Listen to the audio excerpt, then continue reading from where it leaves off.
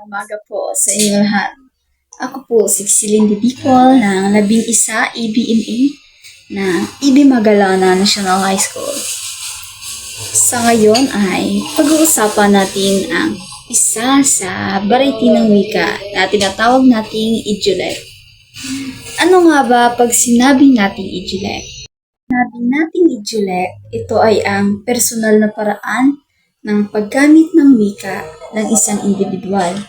Ito ay nagpapakita ng natatanging katangian ng wika na ginagamit ng isang tao. Tulad na lamang ng partikular na tono, estilo o bokabularyo. Halimbawa nito ang kay Kuya Kim na sinasabing ang buhay ay weather lang.